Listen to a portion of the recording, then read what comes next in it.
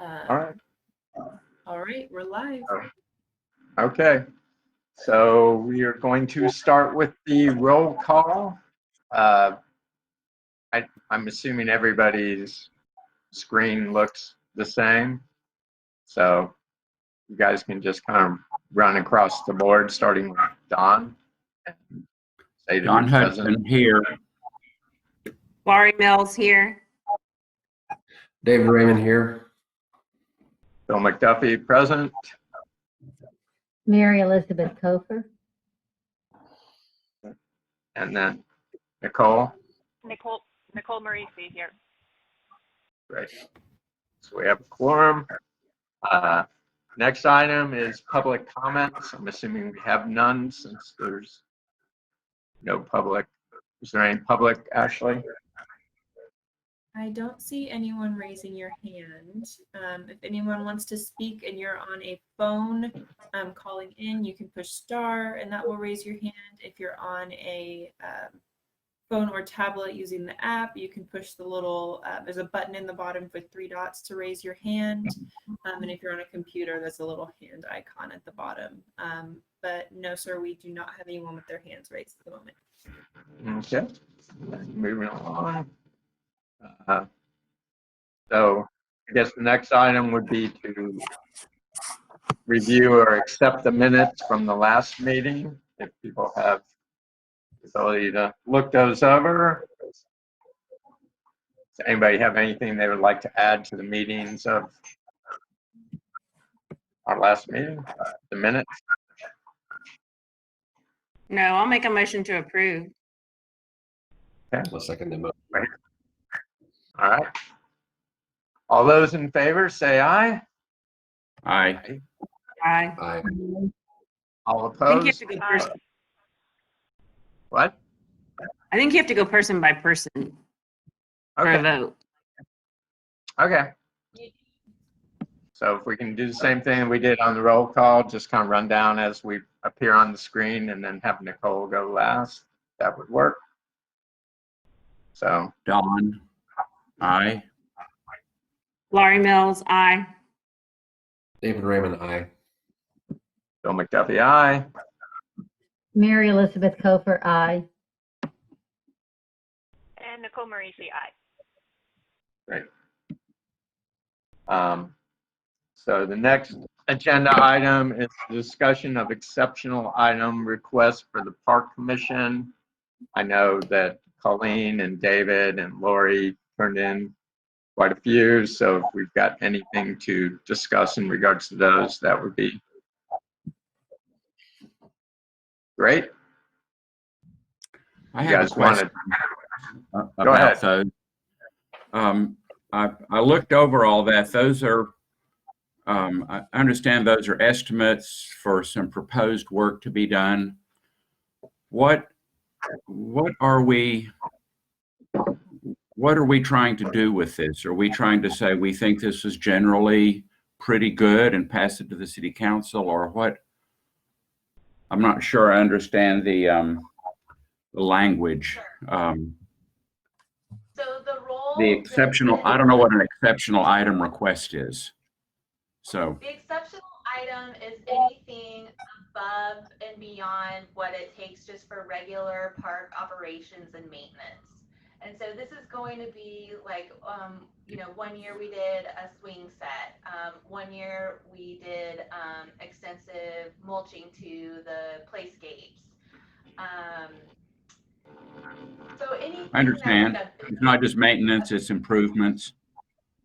right, Anything beyond M&O. Okay, Yes. got it. Thank you.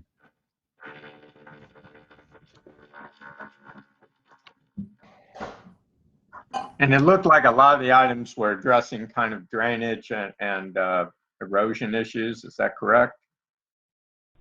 Then- That is correct. So we had Cleanscapes come out during one of our monthly walkthroughs.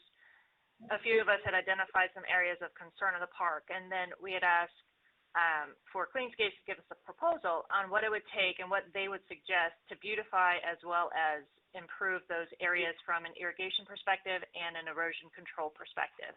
And that's where all of these, I think there were 11 itemized areas. And what they did was they gave us a color photo of, hey, this is how it could look if you put all these things in. But in order for it to look this way, you'd have to do this sub repair kind of below level in order for it to become what we could envision it to be. And so what we did was we broke off into a smaller group, and then we reached out to everybody else on the commission individually so that we wouldn't violate any of that, you know, more than 3 people working on a Open project records. together. Correct. Thank you for that language. And then we didn't look at the beautification components of it. We just took it and said, what are the erosion control areas and what is something that you necessarily don't see, right? So that would be the irrigation repairs.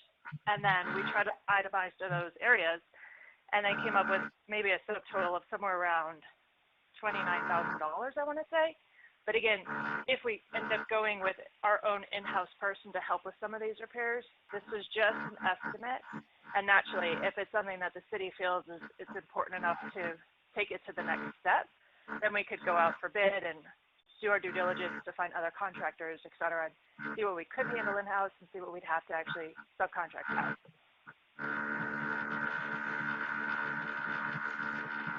Oh, that sounds great. Assuming that those just get passed on to the city council. The city council will review and see what they want to do with that, correct? Yes, I think it all depends on what the bigger plan is for drainage and all of that as far as timing of when those things could actually happen. Right. And I haven't received any documents on that. So if y'all have, you know, final documents and requests for council, go ahead and send them my way so I can get them prepared for them. Okay. I think that covers that item. If anybody else has anything to add. Did we need to take any action on that, or that was just a discussion point? It says discussion. I'm assuming that the action would be to get passed on, but the agenda just says discussion. So next item is update and discussion of the PEP paver program and plan for installation of pavers. I know I talked to Colleen yesterday. The pavers have arrived. I don't know anything about the plan to install. Is the water fountain that they go around, is that working? I know it had to be reinstalled or something. Is that all in working order and ready for those pavers to go around it? It seems to be working right now. Go ahead, Liz. Last time I was there, it was working. Yeah. Perfect. Yeah, I think it's working fine. And just for clarification, so there's a placard on it as a dedication, and I know there's discussion of redoing that. I know that's a separate item from the PEP pavers, but if somebody could refresh my memory on whether or not that was going to be done or what we're doing with that. So I thought it had already been redone once. There was something about the text not being legible or visible enough or something, and I thought it had already been redone once. It has Okay. been redone once already. That's the replacement. And that's just what we Now there's received talk from- of doing it a third time? Is that right? Not that I'm aware of, unless I mean, if the commission has talked about that. But that is the replacement one that's on the water fountain right now. Okay. I was just wondering about that. I know too that one of the PEP pavers is a dedication to Max, the person who contributed the money for the water fountain. So for his dog, that's part of our PEP paver. So I don't know if we have any information on a timing or anything about the installation of the pavers. But yeah, I think the fountain's working fine and they can be installed at any time. Are our guys doing that, or is that somebody else who installs them? Are we just giving the go-ahead to go ahead and start installing them? Well, the guys they're pretty busy. Do y'all know where you want them located? Do we need to lay them out for you, or? That'd be great. Or just tell us like a general vicinity. Do you want it under the fountain or? I think we when wait? Colleen gets back, Yeah. I think when I think- Colleen gets back, we can maybe just lay them out on the ground and take a picture of that, like, kind of, and then they can be installed that way. That would be an easy way to kind of, and if there's any objections to that, then people can have back and forth on placement, and that type of thing. But you can just kind of lay them on the ground, take a picture, and see if that is agreeable, and let Colleen kind of spearhead that. I think would work well. I would I do like that. Do we know when Colleen's getting back? She's getting back today, but she's on a plane right now, Okay. as far as I know. Yeah, I would defer to Colleen on the placement personally. That I would she agree. is here for the project. Yeah. Okay. So, I think anybody else have any other comments on that particular item before we move on? No. The next is discussion of possible action to review private and commercial rate structures and rental fees for Rollingwood Park facilities and Hatley Fields, and to make a recommendation to the City Council. So that was and there is something in the city packet, PDF, of all that rate structure that has been proposed and provided. Thanks to Lori and crowd. So, Yeah, and I think some of this came up from our meeting a couple weeks Last ago, time, yeah. when we had Justin Cannon on the phone with Western Hills Little League, and that they subleased out, I think for $3,000, if I recall correctly, for a few weeks of these multi-sport camps that I-9 was running. And then we also had a gal, I think, from Pure Bar Studio Yep. that came in and wanted a permit fee. And, looking at this, it's $180 for somebody to come in and get a permit from us. And so the question was, well, how much do you charge your participants? And just more making sure that we're doing our due diligence to understand that our space is very valuable. And if folks are coming in, are we charging the adequate rate for these groups to come in? Because it takes away from the homeowners being able to use it, et cetera, et cetera. And so we have the Dean's ISD comparable rates of what they charge for their fields. And just looking at this and comparing and saying, are we doing the right thing? Do we need to readjust? Do we want to make any recommendations to City Council to consider? Or are we good with where we're at? Because $180 for an entity to come in and charge and earn a lot more money is not a lot. But at the same time, I don't know the history behind how many people actually apply for these types of permits per year. And, and then I read in this as well that it's a maximum of 15 people that can participate in any single permanent activity or event. Yet last time we approved Pure Bar to have the permit, and they said up to 30 people will come. So I think we just need to understand better, are we doing the right thing, and do we want to make any recommendations to do things differently based on what we currently charge, how many people come in and use the fields and kind of earn income off of our space.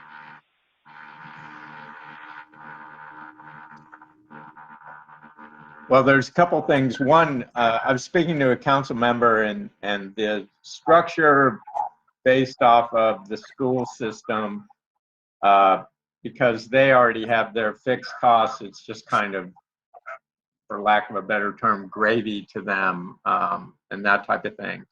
But and the other thing that I would say is, as far as Bar, when they presented to us, they basically said they were going to be this wasn't a money-making thing for them. This was just to try to keep the community going for them. And they were actually offering it for free. So I think for them to pay $180 and then give a free class is entirely appropriate in those situations. It's much different if it is a money-making endeavor versus something I like that. I Yeah. agree. Yeah. I saw them out there last night. It looked like it went well. They certainly did not have 30 people. It was significantly smaller than that, but there were people from Rollingwood who actually just happened to be up near the park who saw it for the first time and are interested in participating at the next time. So if we can maybe, somehow Bar or maybe us be a better stewards of getting the word out, we might get a lot of people who are hungry for some outdoor activity that could be workable for them.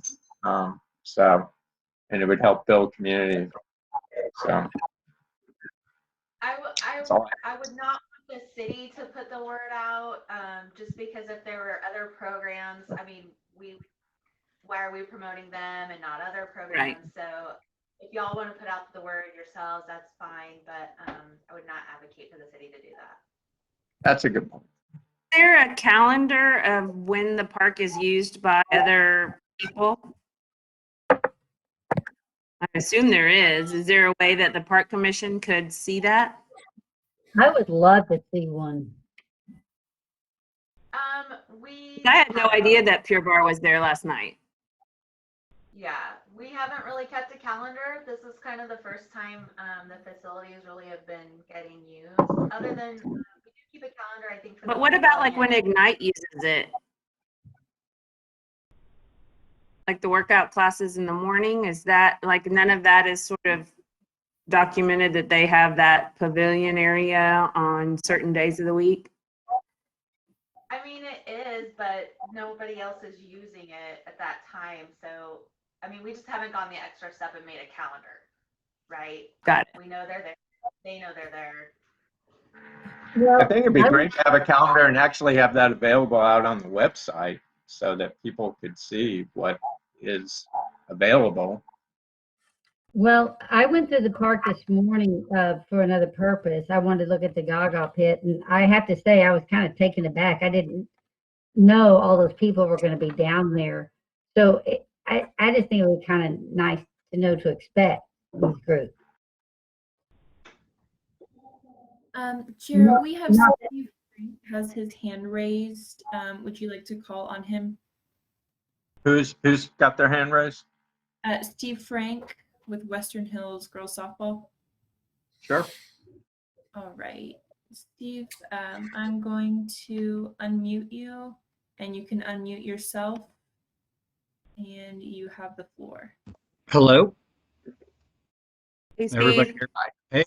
Hey, yeah. Only thing I wanted to add as context for this is, and I think that's why this is part of the discussion, and the city council wants you guys to look at it. Is under the old lease, I think we had Little League softball had much more control over groups that could sublease the fields up there, but with the new lease, I think the city's trying to open up more avenues to lease those facilities out when it doesn't conflict with our times. And so, our lease is very specific now of only being able to deal with softball and baseball related subleases. And so other youth organizations like I-9 that came up last meeting and groups like that, will come to the city now directly. And so I think that's why this rate schedule is kind of coming up, and that to think about that, because the city is definitely, at least in our discussions, wanted to have a little bit more control of potentially getting some more money for groups. And I'll just add, I rented the softball field 2 specifically. My rate usually in the $30 to $5 range.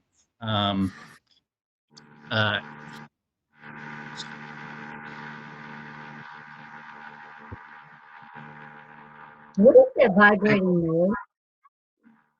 Yeah, I think it's like 45 an hour now, and that field is all AstroTurf and like really nice. So I've always tried to do a little bit lower than the high school rates. And then also keeping in mind any of the sublease income that now comes in, I think the game plan is for that money to come directly to the park commission or park fund to just fund improvements within the park. It won't be split between softball and Little League as in the old lease. That's all I wanted to kind of add for a backstory on the old lease and the new lease, from my understanding.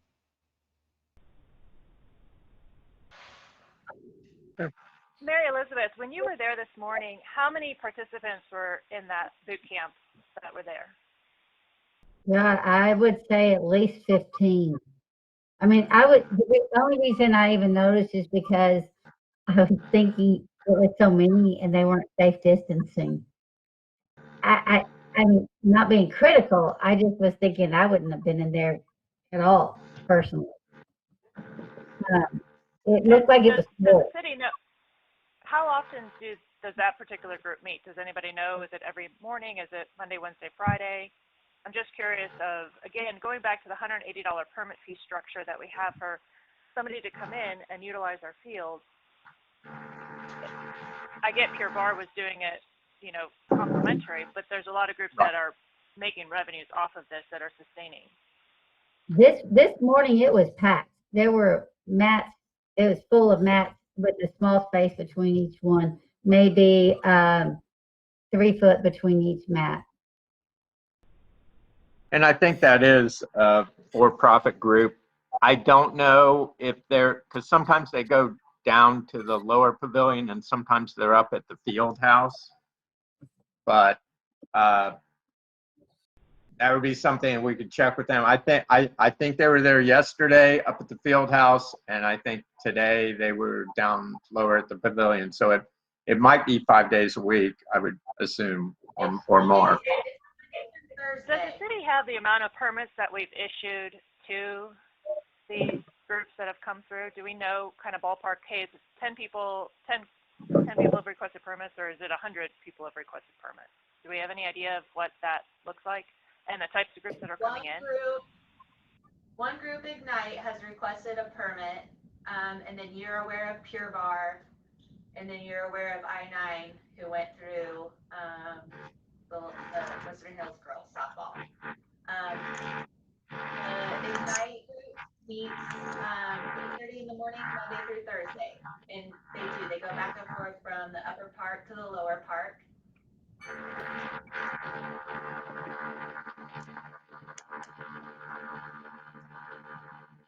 Somebody has a vibrating something going on. Can you please mute that? Thank you. It says on their application that they're having 4 sessions at 7 p.m. Is that right? On Pure Bar? Just for the month of July. That's what the application says. 7 p.m. July 6th, 13th, 20th, and 27th. That's correct. Okay. It's essentially paying $180 for 4 sessions. Well, but that permit is good for the year, I think, and so they could do these 4 complimentary sessions, but then at any point they could just go ahead and start charging people, I would assume. Is that right? Or is this permit only for those 4 sessions and then that's it? No, it's for the entire year, and yes, you're right. They could do the complimentary sessions and then proceed to charge. We don't really discriminate with charging or not charging. We're just, renting the facility.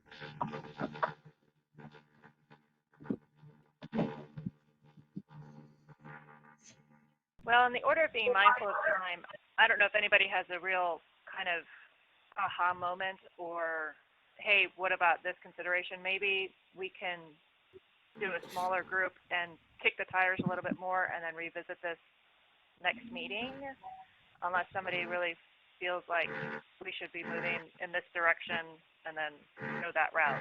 What are y'all thoughts about that? I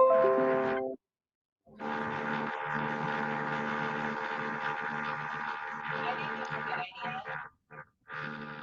Yeah. I think somebody's got a lawnmower going. Oh. It's hard to hear Wow. whoever that the lawnmower is passing by. Yeah, if when y'all aren't speaking, if you want to mute yourself, that would probably stop some of that feedback as well. That might help.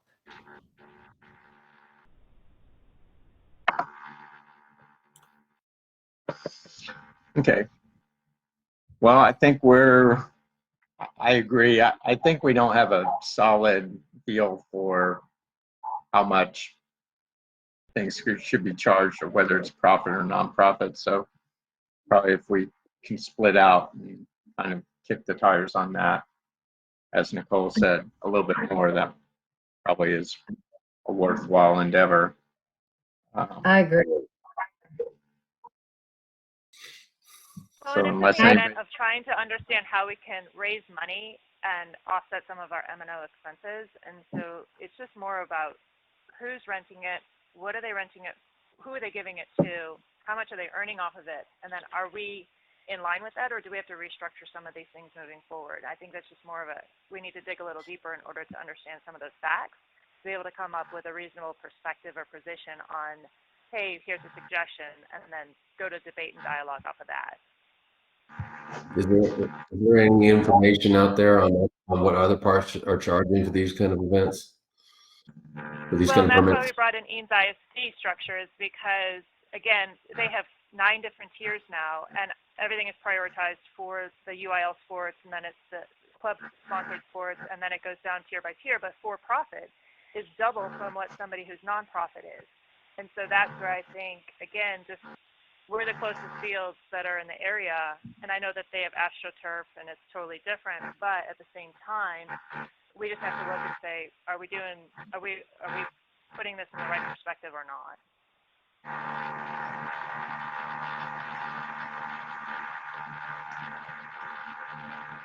I wouldn't know. I would need guidance personally. I wouldn't know.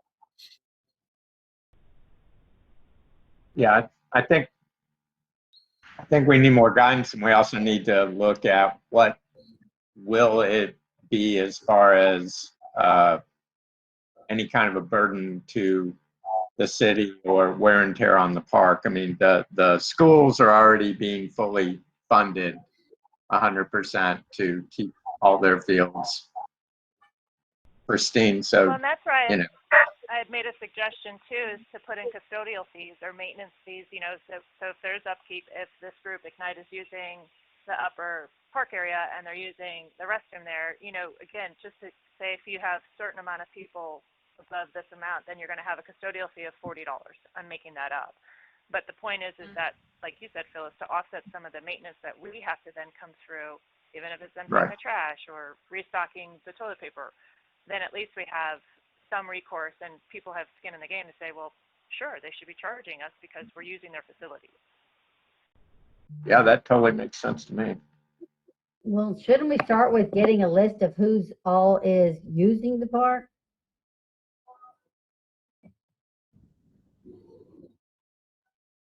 And what they're currently paying? That's reasonable to me. Can you get And to that have for a us, schedule of when Ashley? they're supposed to be out here.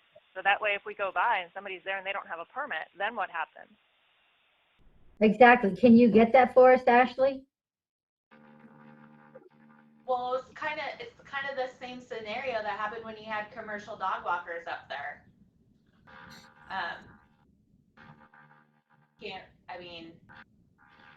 I don't think we have any commercial dog walkers currently, as far as what I've seen.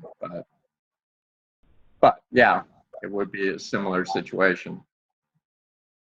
Ashley, can you get us the list of who all has permit fees for exercise groups or whatever, and what they're paying and when they're using it? I think she said it's just I-9, Pure Bar, and then Ignite. That's the only current. Those are the only outstanding. permits out. And can you tell us what they're using it and what they're paying? I don't have that information with me right now, but I can get something together.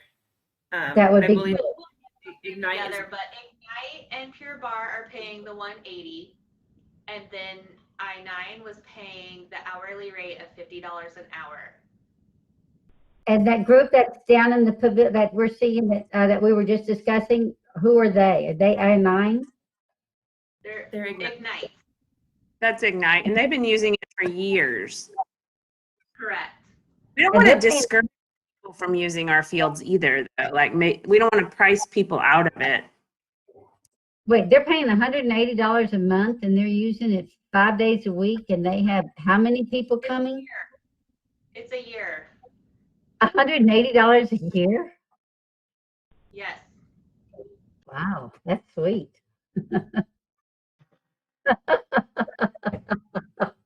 That's quite the business model.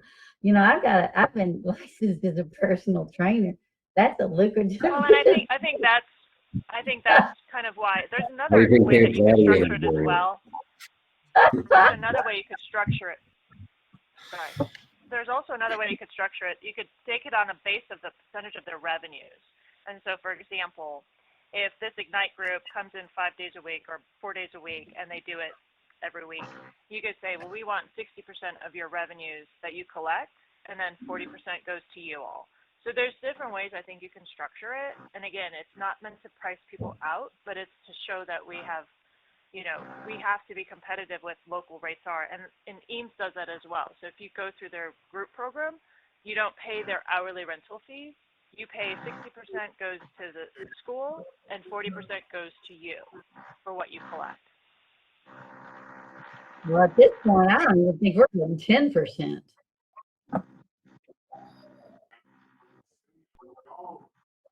Is Eames our only model to look at?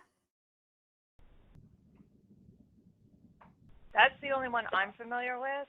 I don't know if other people have resources into Austin ISD, how they rent their facilities, or, you know, Lake Travis. I know Lake Travis is more expensive than Eames ISD because that's why people want to come here, is because our field rate is a lot less expensive.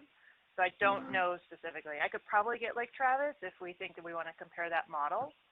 And again, if anybody else has any kind of private school affiliation that they could reach out to see what their rental rates are. I wonder do they rent out places like Reed Park and West Austin?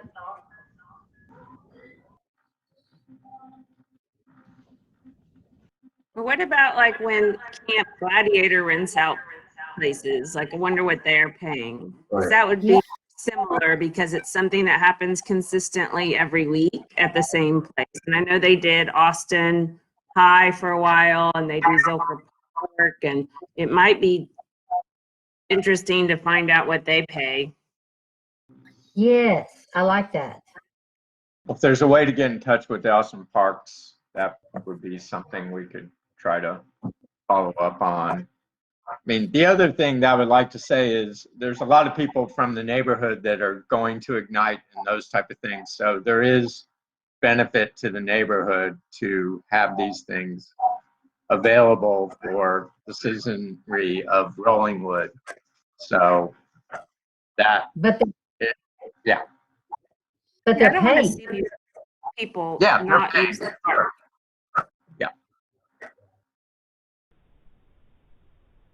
Just a real quick It seems, question. it seems to me that, Is still a, go ahead. go ahead, Nicole. Is there still a 10-person maximum order from the governor that you can't have more than 10 people in a space right now? Does anybody know? I thought that's what it was. I can send around the guidance, but the exercise facilities are limited to 50% of capacity, and they're not necessarily limited to 10 people. Okay, thank you. You bet. And I would think that this being open air, it might be different too.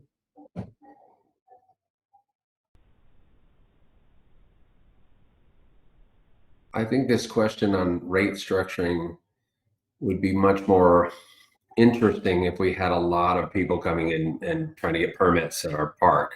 In this case, we have 3. It doesn't seem like even if, okay, we do fine, do all this legwork to find that we're undercharging or overcharging, whatever the case may be, for only 3 permits, it's not like the results are going to pan out largely for us. That's That true. makes sense? It does. We could double their rates and it's not going to affect our budget. I agree, David. I mean, if we had a bunch of permits coming in, then yeah, we should probably really look closely at what we're charging for it. But, you know, I think at this point, it would be a lot of legwork for not a lot of results. Yeah, maybe it's something we should just have, in our minds for in the future if we do start getting people, trying to get permits. That makes sense. I think we're all in agreement. Or see if the council even wants us to look into this, because it really, I'm with you, David. That didn't make sense to spend a lot of time on this unless it's something the council wants us to do. Yeah.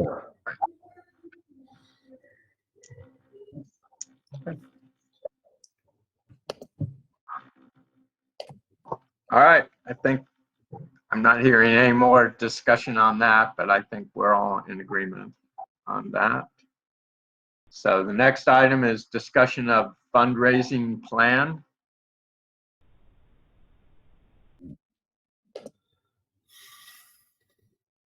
So we were kind of discussing this last meeting, and we are wondering how the new structure with the Western League affects our budget from the parks perspective of M&O. What revenue comes through to us, and then what expense do we have if we're putting a lot of this in-house now? And the question behind that is then we have to understand what is our real number that we're trying to fundraise for. So does anybody have any guidance on that right now?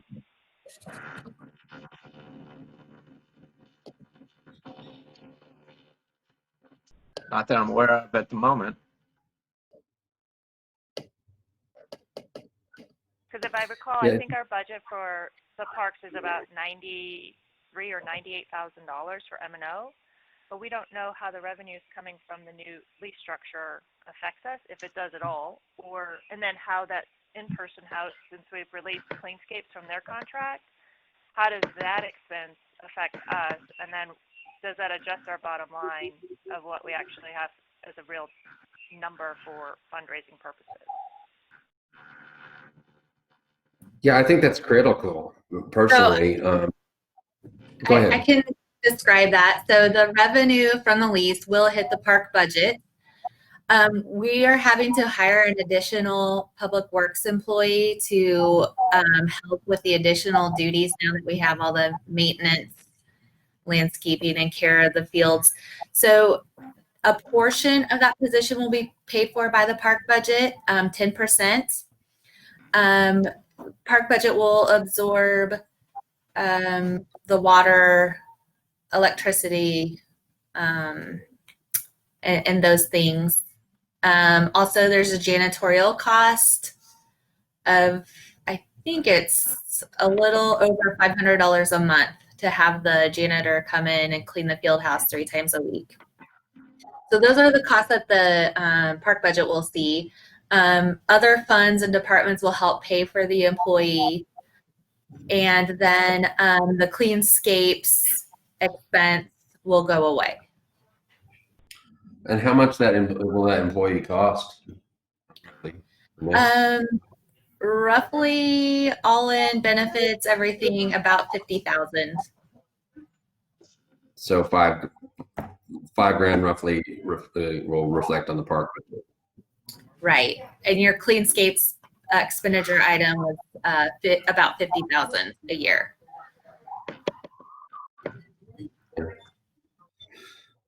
So to me, those are critical. With this budget that we have is almost thrown out the window with the revenues increased by 10 times, and the expenses have changed dramatically. So it almost is as if we need to restructure a new budget.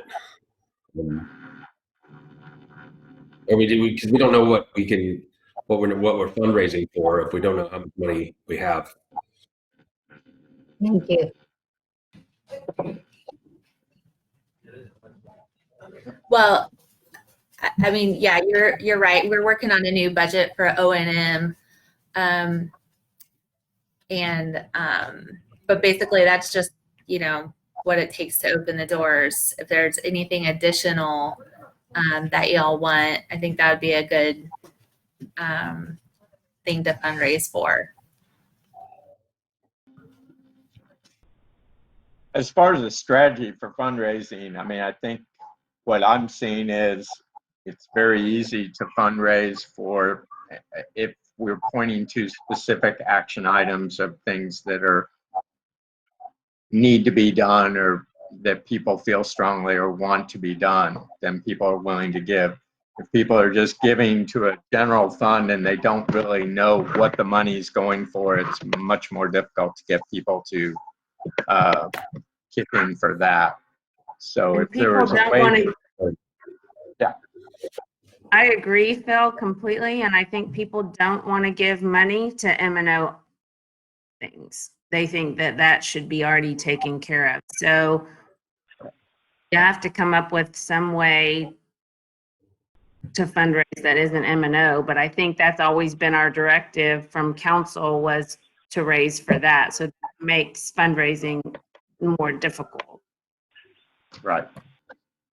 Yeah, and I agree with you both on that, that if you have something that you're trying, we would probably need to understand from council kind of what are some big initiatives that they're trying to do. I'm making this up, but let's just say that we need to pay for an additional police officer, or that we can't compete with police officers' salary rate. And if we're able to raise money and take it away from the M&O component, but then share with the residents that, well, because of this fundraising effort, we're now allowed to retain the best police officers in Travis County. Again, making that up. But if we knew a compelling sell story as to what we need to raise money for so that the residents see the benefits of it, I think that would help us. And then understanding also that, again, I'm making up these numbers, but of all of the property values that we have in Rollingwood, it's $1 billion worth of property taxes, but we only get a small percentage of that to help with our budget. And this is the important reason why we have to, is because we don't get to keep all of the money that our properties are taxed at. So there's a lot of information here that we kind of need to start gathering to understand how we can inform our residents of what we're trying to raise money for, and then see big picture of like, hey, look at this project enhancement, or look at, we were able to retain the best police salaries, or X, Y, and Z. And I don't know that information. Maybe somebody else on the Parks Commission does. But I think that would be a helpful way for us to at least start putting together some information for residents to understand better.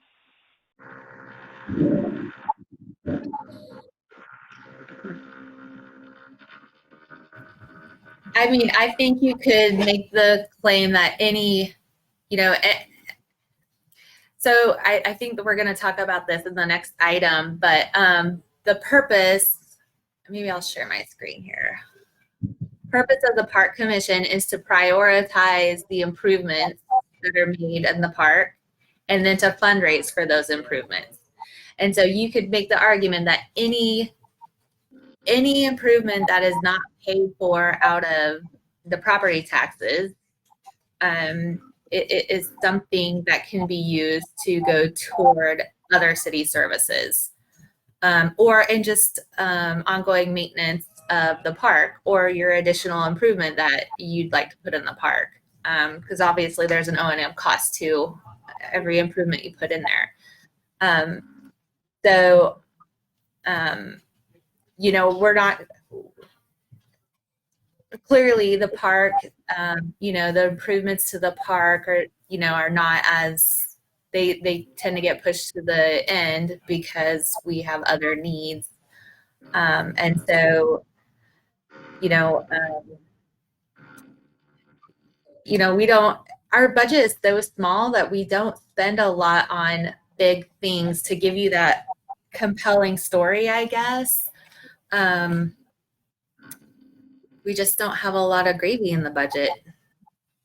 What about our playground equipment? How old is that equipment there, and are we compliant with ADA? I think that we might have talked about this a few months ago, but I can't remember where we settled out on that.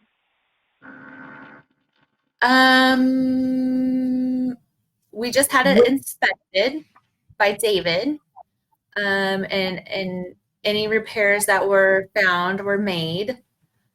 As far as ADA goes, I'm not sure that that's an accessible piece of park equipment, that any of the playscapes are.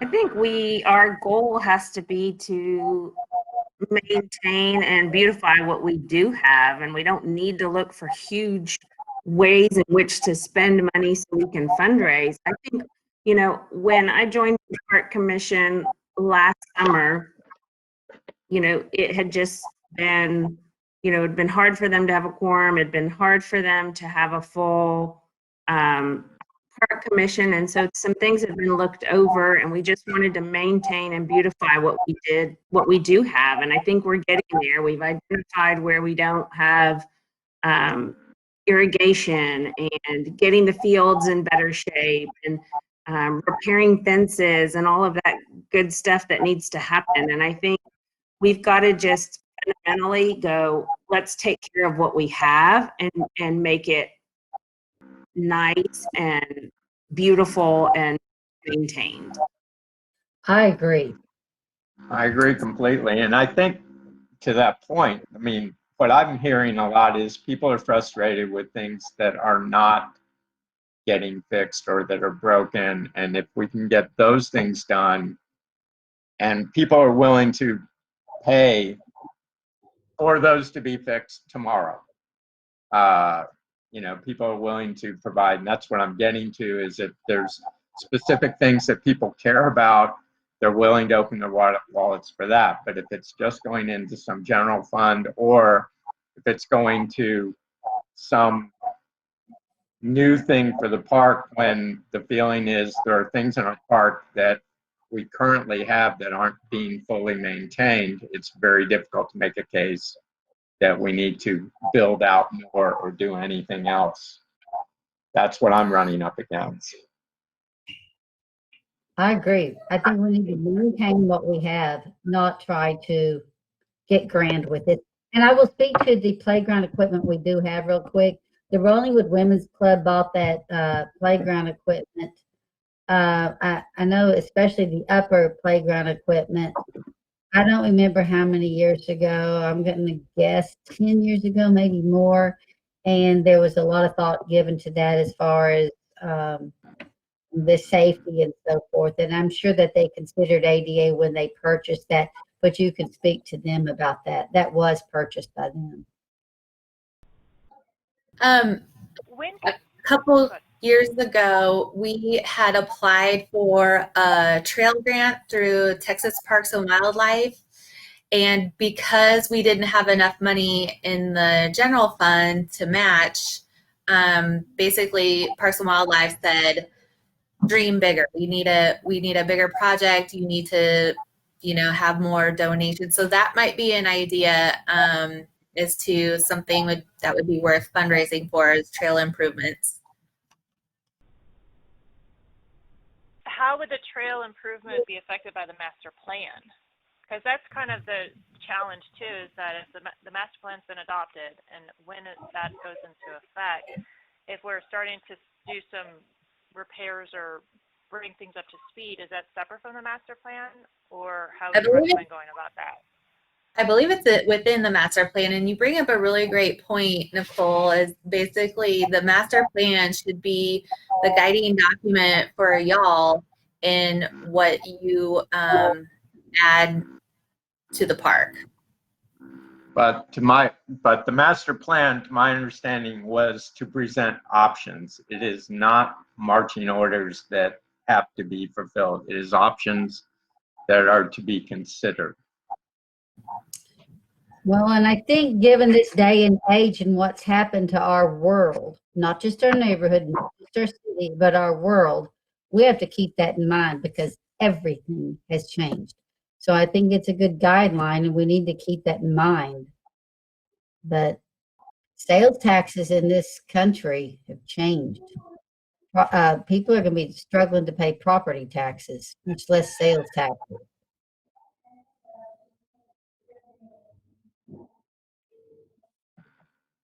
Agreed.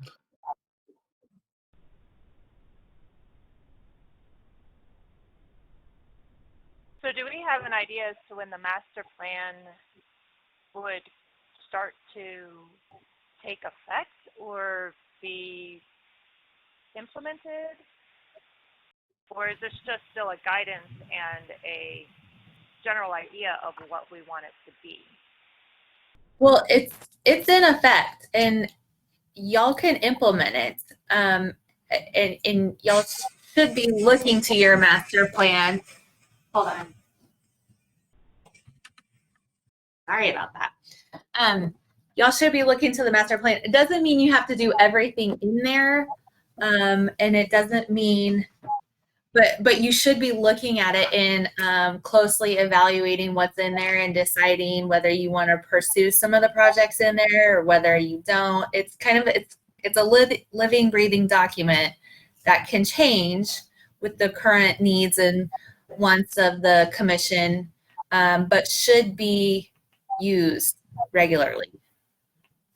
So really, when it comes to fundraising, if we go back to this, I think we're still on this topic right now, is that if we were to look at the master plan and say, okay, this is what we're fundraising for, and this is how it then gets implemented, that is an opportunity for us to be able to communicate that with our residents. And do I understand that correctly? Yes. Yeah, I think that makes a lot of sense to do that. And you can get a lot. I think you can get a lot of buy-in because we did spend a lot of money on this plan, and it's no sense in reinventing the wheel and having any other plan to go off of. So if we have this, we should try to look it over as a commission and pick out the most important things and start going forward with it. Well, I have a thing. Go ahead. I'm sorry, Elizabeth. I have a question, but we can't even get the simple things done right now at the ballpark. I had a woman complaining to me about a leaking, something that's leaking in the middle of the ball field, and they have a pitcher's mound or something over it. One of the irrigating things right in the middle of the ball field, and it's this soggy mess.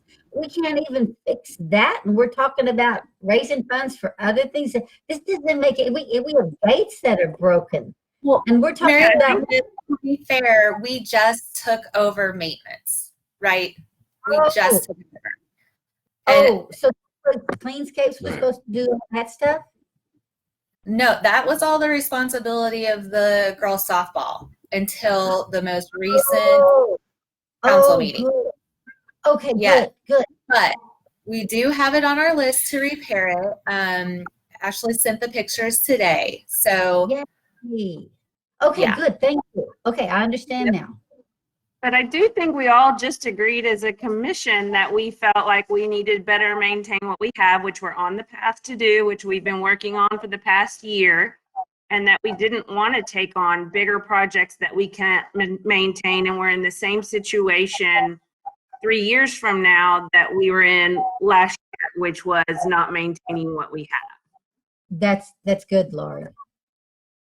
I mean, that's the general consensus I got from our conversation a couple minutes ago. Let me know if I misunderstood.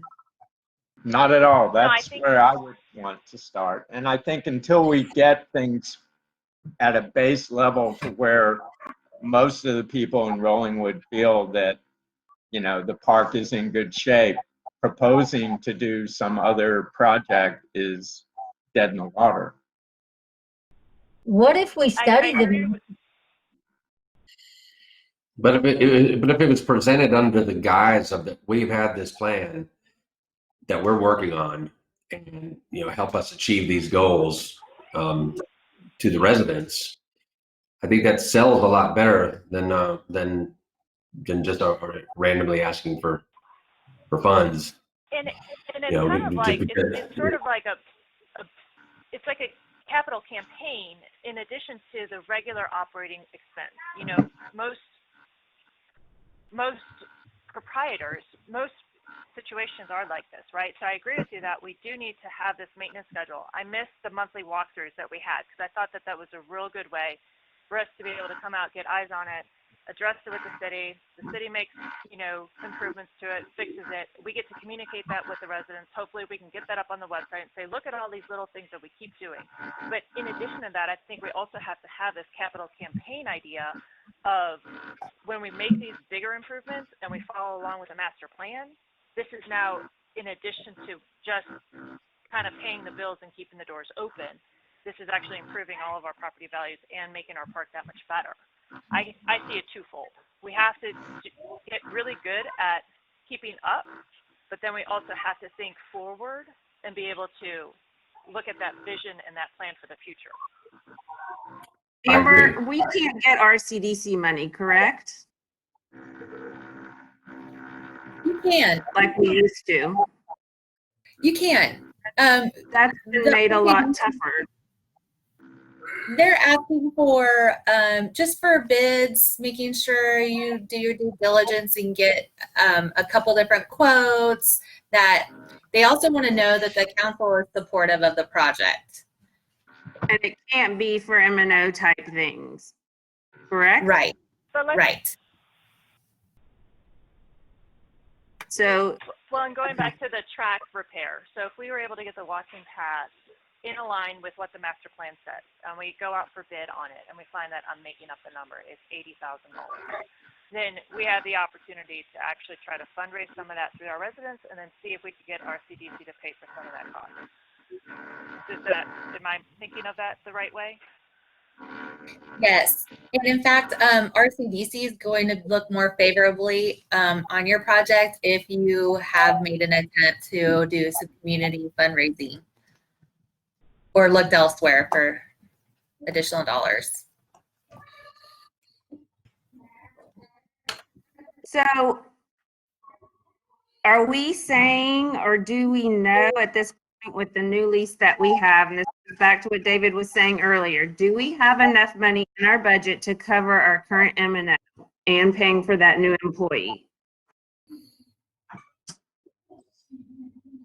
Do we know that, or what does that look like? I mean, yes, because parks never pay for themselves, right? So what it takes to run the park will be covered by property taxes. Okay. And it's so that we're getting the money from the lease, which is more money than the park has ever gotten. So the answer is yes? Yes, it will be covered.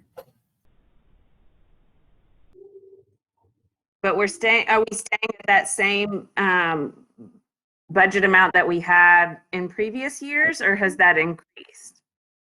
We're still at that 90? Let me look. I would imagine that change if we're realizing the savings from getting rid of cleanscapes. But we've also taken on more, so it should be. Yeah, we brought that in-house. Well, Cleanscapes Yeah. is still being brought in-house. So we're not spending the money on Cleanscapes, but we're incurring Still using the money.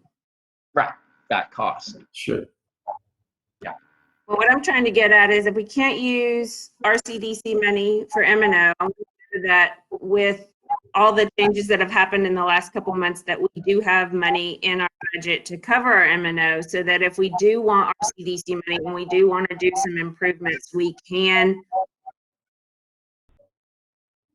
apply for that money. And it doesn't, fundraising for M&O just doesn't work well. So the total budget allocation is a little over 62,000. So we went down? So if we, Yes. largely because we got rid of Cleanscapes, and then we're only having to take in 10% of the new utility personnel. Is Right. that correct? Right. Right. And so let's just hypothetically say we have to fundraise up to $62,000. And then if we did fundraise, would we be able to say that we're using that toward a improvement project? Or is the city thinking that we're going to use that money to cover our M&O budget?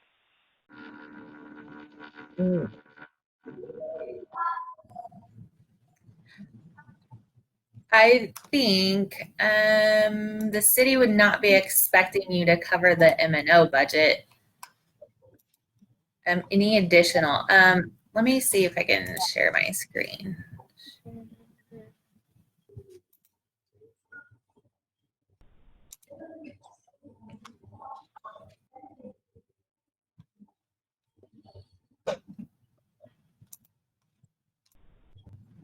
So here's the purpose of the Park Commission.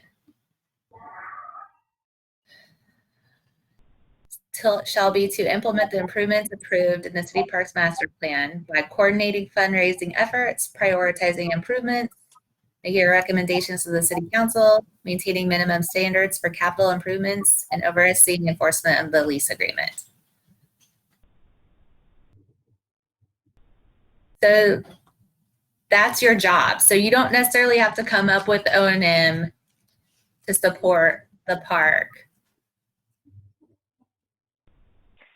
So with Okay. that, do we have a small group that wants to take on different components of the master plan and look at small projects that we could bring together and then establish what those priorities are and then put together a fundraising campaign based on those recommendations or those small improvement projects? Yeah, that makes sense. I suggest we all look at it and discuss, and then have that conversation, put that on the agenda for the August meeting to do that then.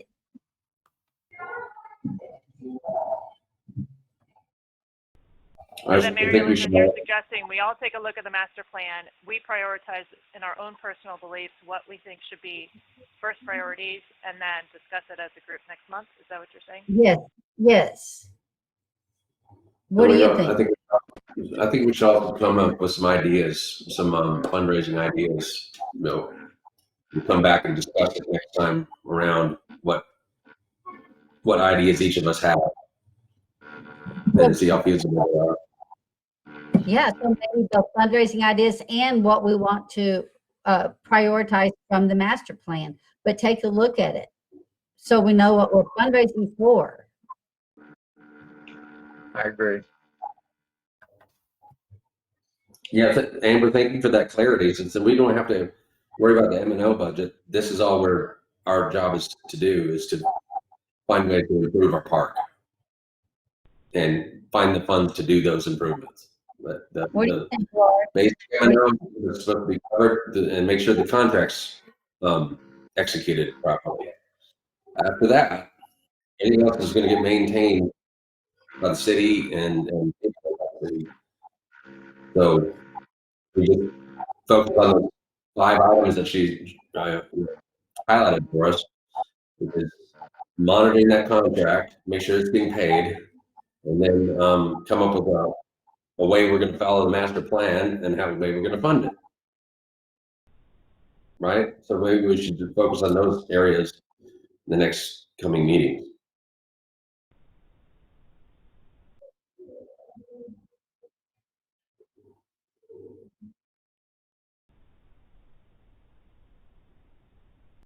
What do we think? Is the master plan on the website? It is. Is the lease between City of Rollingwood and the baseball people, is that lease on the website? The lease is on last month's park agenda in the packet when we brought it to you guys last month. The final signed document and stuff is not on the website, but it's in the packet that from the June meeting. If you want to check it out, That would have been sent by you. on the packet that's on Yeah, the website. So if you go to the meeting website where you click on the agenda in the packet, it's loaded in the packet from last month. Okay, great. Is it signed to date? Is it signed by the softball leagues? I don't believe it's Isn't been it- officially approved yet. I know the mayor's out of town and we're just trying to kind of coordinate everyone, but it's in effect. Or it's, you know, Okay. it's been approved. I want to reiterate one more thing. I'm sorry. Again, I'm not comfortable trying to start raising money for anything until I see that we've gotten everything straightened up at the ball field.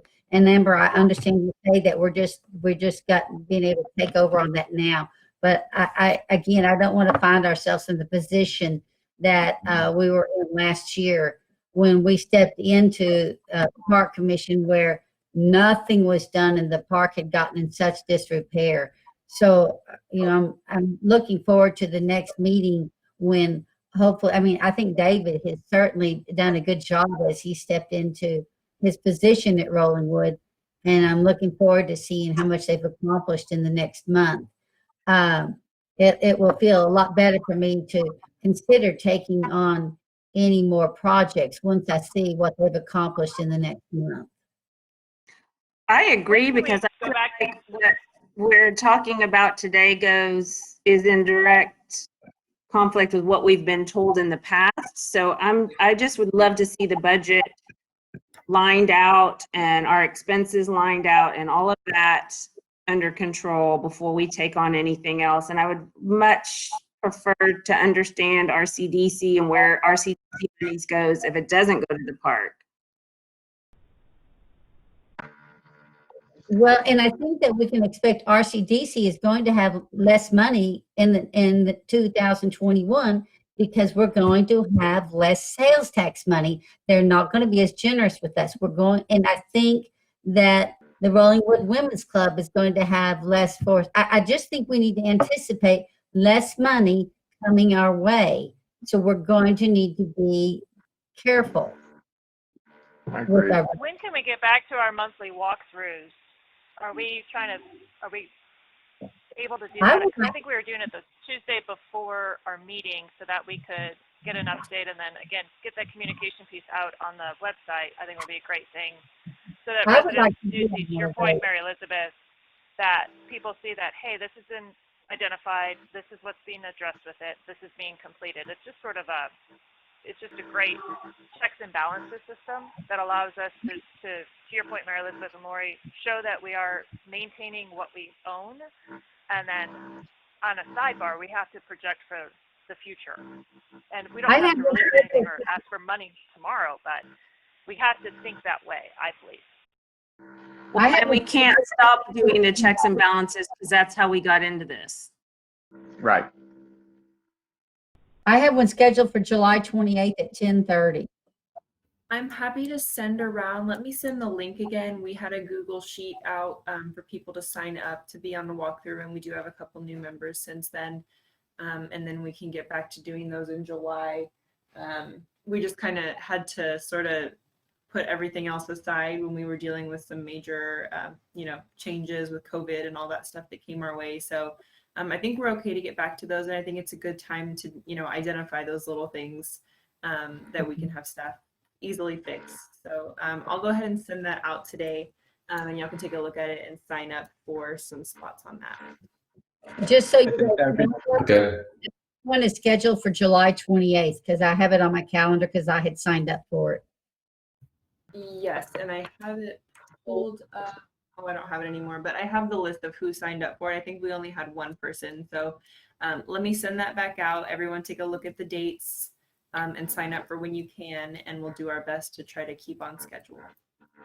And as far as those go too, I think as long as we socially distance, if more people are out there kind of looking at things, that might not be a bad thing if people are willing to do that or available to do that. I think it's easier for us to get consensus when we've got a few eyes on the same issue rather than kind of splitting off. So You just have to worry about the quorum issue. Right. Okay. Right. We have more. But we don't have to do it at the same time. True.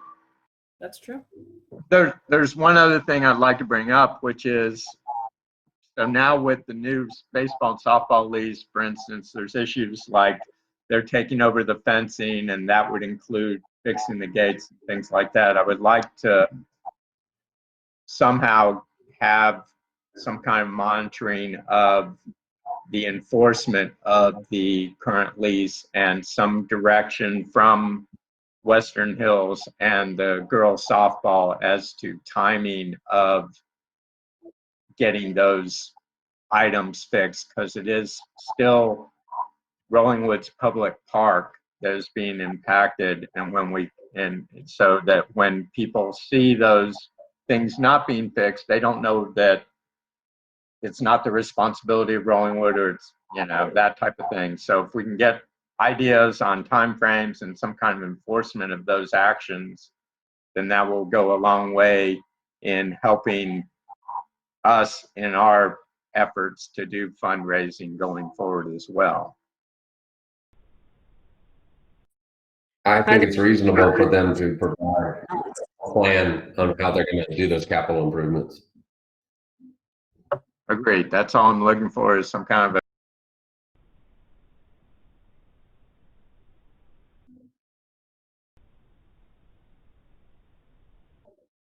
Can't hear you, Phil.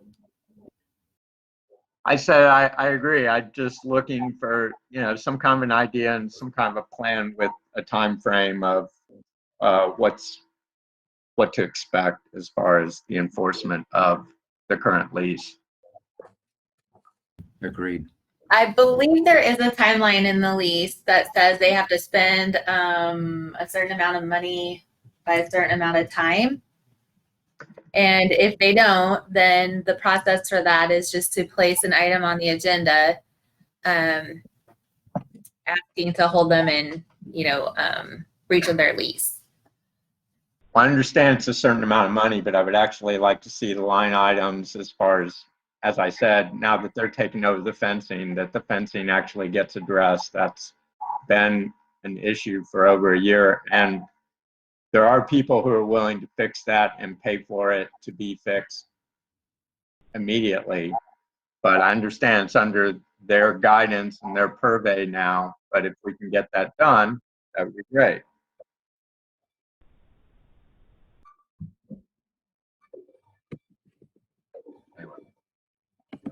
Agreed. Okay. So I think that, unless we have anything else, that concludes 6, and I think we even touched on 7, which is discussion of the role of park commission members. So I think those two things kind of got collapsed together. Is there any more discussion on fundraising plans and the role of the park commission members?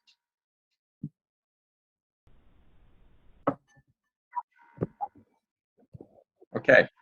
And the last item that we have is an update and discussion from the Eagle Scout project by Andrew Zuka. I've been working with him, and if he's able to join us, that'd be great. I don't know. I sent him the link, but he had swim practice, so he might not be able to join us. I think He has joined. got. Oh, has he? I thought he did. Is he with us, Ashley? Yes, he is here on the line. Andrew, I'm going to unmute you, and then you can unmute yourself and then respond to any questions the commission has. Okay. All right, Andrew's with us. So Andrew, maybe you can fill us in on what you've done so far and kind of bring the park commission up to speed on what you would like to see from us. Yes, sir. So I went out this Monday and flagged out a new area for the Goggleball Pit, as the first area that I had proposed has problems because of irrigation. And the new area that Mr. McDuffie gave me is not being used for anything. And it seems like it would be a very good option for the Goggleball Pit. And so I went out and flagged it yesterday. So anyone who would like to go look at it has the ability to go look at it anytime. And I had been doing research on a rubber floor for the pit. And then my brother brought to my attention the fact that with the rubber flooring, people are more likely to bloody their knuckles. And so I talked with Mr. McDuffie about it, and he agreed that it's probably not the best option that we could come up with for the Gaga Ball pit. And so I am still leaning towards the granite sand, and I'm still open to any other flooring suggestions that the park commission may have. What other options are there for the flooring? It could be a different type of material, like mulch or something like that. You know, they had ground up rubber under the swing set. I think they probably still do in the lower playscape. And one of my granddaughters, you know, she jumped out of that swing, and you know that rubber is nice stuff. It's pretty friendly to crashing and scraping, and seems like it would be more gentle than granite sand. It's certainly softer. Well, the granite sand is going to pack down, and so I would think that it would be as soft, if not softer, than the rubberized material. There's a few things maybe that, Andrew, you could fill us in on. Gaga Ball, I think a lot of our members maybe aren't familiar with Gaga Ball and the bouncing of the ball and that type of thing that might help people understand a little bit more of why granite sand might be what you want. Yes. So with Gaga Ball, play a ball the size of like a kickball, and the goal is to hit the other people by moving the ball around with your hands and hitting them from the waist and below to get them out. So it's kind of like dodgeball in the sort. And so the ball is going to be bouncy, but I would think that maybe if it's too bouncy, it could pose a slight problem for the play and not make it as fun as the ball would be bouncing out of the pit a lot more, because the wall is only 30 inches high. What do other Gaga Ball pits use? I've seen sand and dirt mainly. I think at Eanes, they had it on like a concrete slab. And then from what my little brother said, Hill Country Middle School has it on rubberized mats.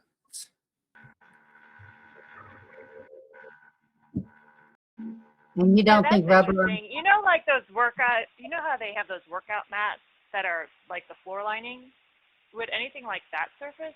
They come in, you know, different sizes. Would anything like that be an option? Because I'm just trying to think of a cost, something that's a little bit more realistic with cost. And I don't know how the city feels about putting something like that in there, but.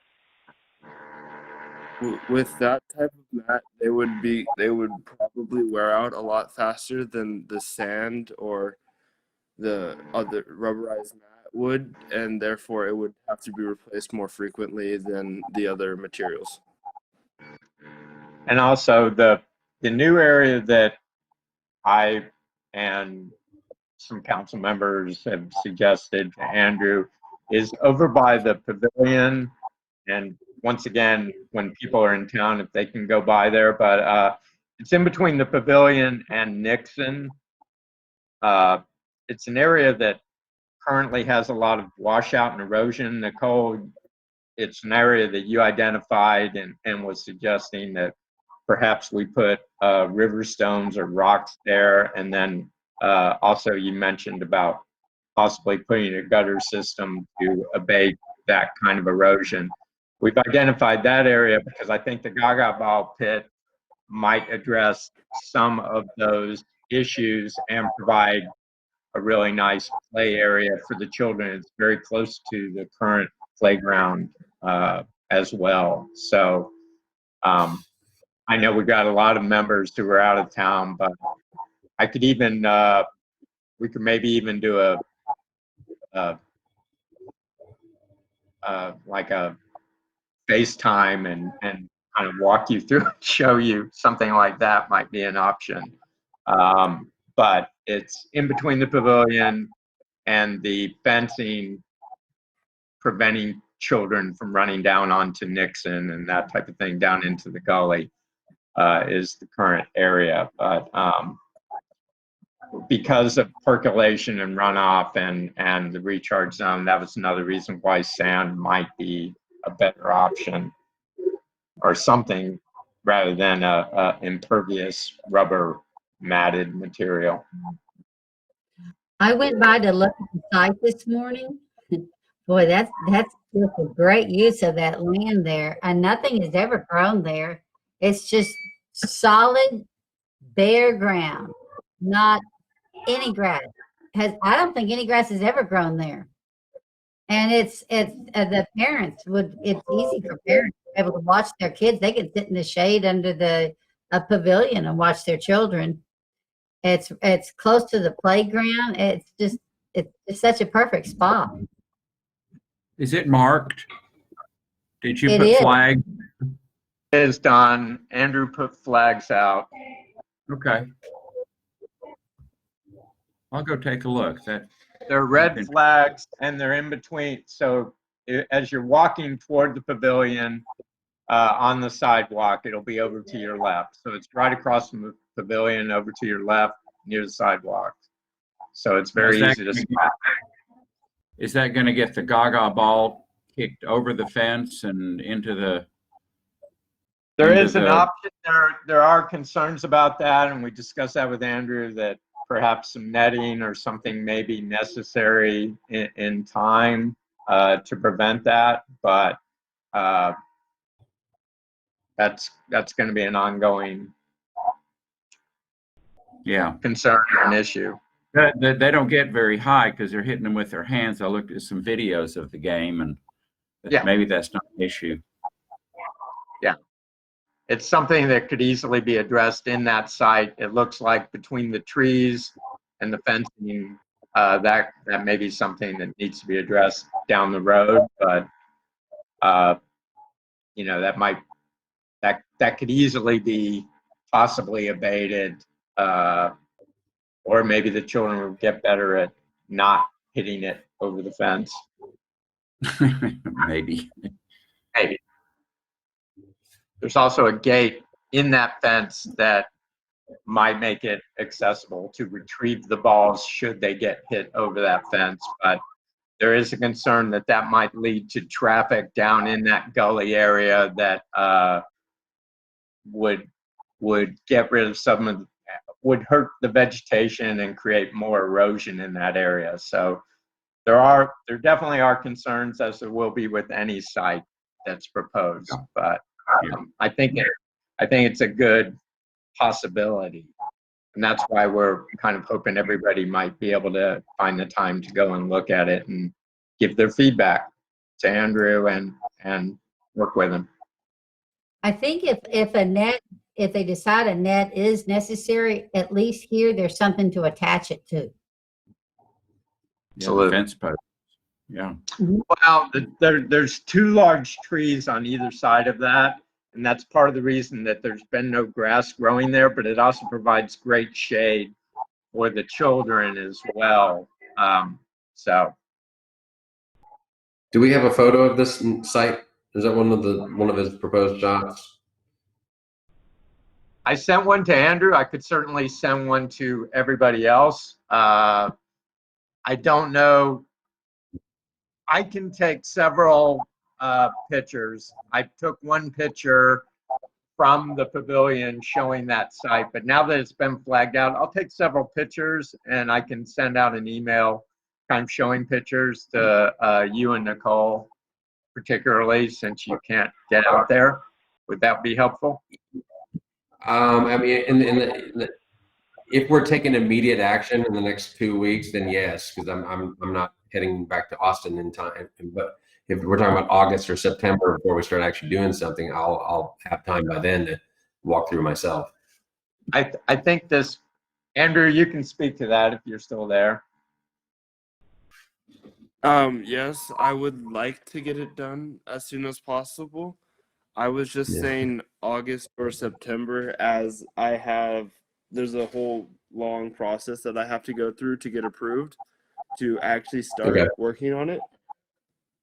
And so I didn't want to make the deadline that I wanted to get it done by super close to where then y'all were expecting it done by a certain time.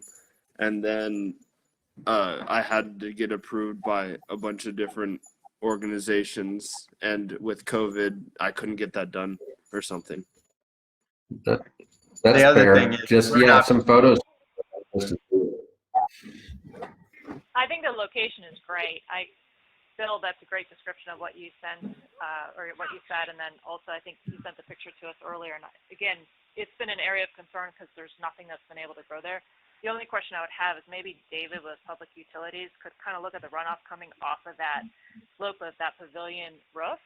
And Andrew, we just wouldn't want your efforts to be washed away, literally. I don't think it would be an issue, but you just might want to get Public Utilities to confirm, hey, we're okay with this location. And then ideally, we'd love to get a gutter or downspout system put in there to kind of prevent further wash off of that area.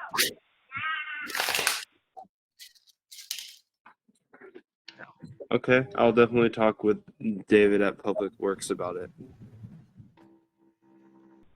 And just so we have action items, I guess either Andrew or myself can send pictures to David Raymond to let you see what we're proposing. Once again, we are kind of the first hurdle that Andrew needs to get through. We're kind of helping flesh it out, but I think ultimately it will be up to the city council and the city in general as to whether or not the project goes forward. We're just trying to be more of an advisory position on this. That's fine. I don't want to be any impedance to the process. Right. So to be totally clear, this project is approved. It doesn't have to go to city council. It's been approved by the park commission, and we're good to go. As long as the details get ironed out of the location and everything, the city wouldn't really be expending funds. It's just an Eagle Scout project, and most of it should be donations. So it does not have to go any further than the park commission. Yeah, great. So yeah, Andrew should just keep moving forward, I think. Okay.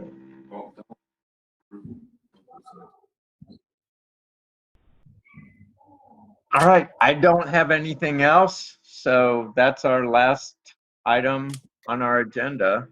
I believe we are, there needs to be a motion to adjourn.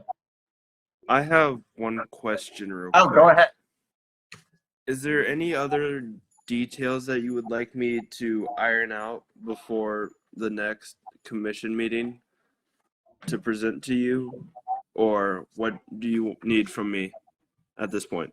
Well, I think one of the things would be more information on the granite sand bedding material, and also if you what the walls are going to be made of and how that's going to look and present.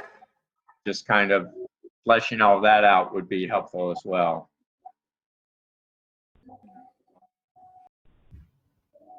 Does that make sense? Yes, sir. Would it be easier for me to send a CAD drawing of the project itself? Yes, that would be great. Yep. You can Okay. send it to PDF, me, something like that. and I can distribute it to the whole commission if you'd like. Okay. That'd be great. Sounds good. Thank you, Andrew. It's my pleasure. Yeah, thanks, Andrew.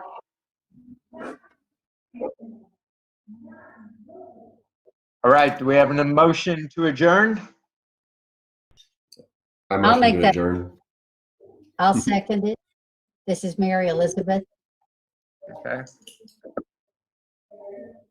And I don't know if we even have a quorum anymore, but it looks like, is there any opposition to adjournment? Otherwise, we can adjourn. Thank you, everybody. All right. Thank you, Thanks, everybody. guys. Have a great day. Bye. Thank Thank you.